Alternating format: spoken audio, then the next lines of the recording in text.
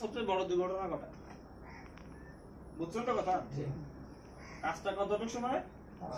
ছোট্ট একটা কাজ, 5 মিনিটের কাজ, কিন্তু এই 5 মিনিটের কাজের জন্য আপনি বিপদে পড়ে গেলেন।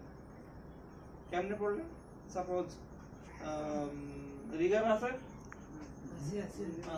ধরেন আপনি ওই ই করবেন, উপরে একটা হুক ঝুলাবেন, লিফটের হুক ঝুলাবেন, কি করতেছেন? হার্নেস নাই, হেলমেট হয়তো পরছেন বা পরেন নাই, আপনি টুস করে বাইরে উঠে চলে গেলেন, আবার ঝুলাই দিন আমি চলে আসবেন।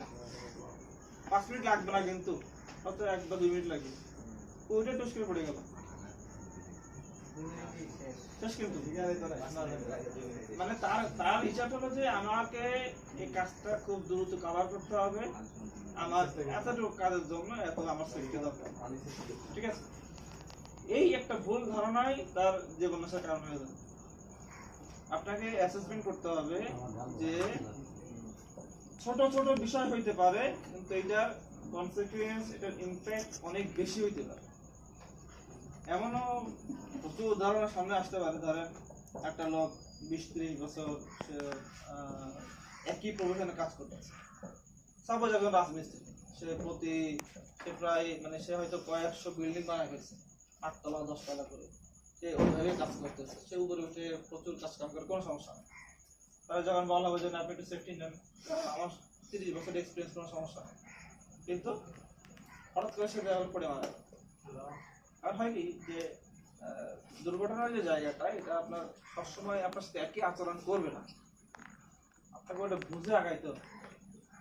আপনি আপনার নিজস্ব ওয়েল্ডিং মেশিন দিয়ে রেগুলার কাজ করতেছেন, কোনো সমস্যা নেই।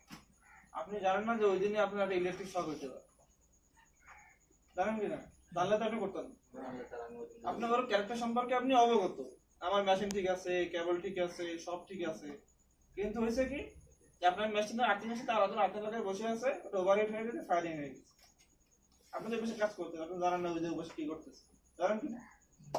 এই জন্য বিষয় হলো যে আপনাদের সাইডের যে ইস্যুগুলো তৈরি হয়, এগুলো হলো একটা হলো যে অ্যাওয়ারনেসের অভাবে হয়, যেটার সাথে ফাইন্যান্সিয়াল কোনো ইস্যু নেই, আপনার সবই আছে, আপনি শুধুমাত্র যে অ্যাওয়ার না, সতর্ক না, এই জন্য হয়। আর একটা হলো যে মানে মিস কমিউনিকেশন, আপনি আরেকজনের ওয়েল্ডিং এর ওই কেবলের সাথে যে আরেকটা পয়েন্ট লাগাচ্ছেন, সেটা তো ওই লোককে বলতে হবে, অথবা এই ওয়েল্ডিং এর এই মেশিনটা ওর ক্যাপাসিটি নেওয়ার মতো অবস্থা আছে কিনা, এটা আপনি জানতে হবে, তারপরে আপনি লাগাবেন। আপনি কারোর সাথে কোনো কথাবার্তা নাই, আপনি জাস্ট আপনার নিজের চোখ লাগাইতে কাজ শুরু করে দেবেন, এটা হলো মিসকমিউনিকেশন।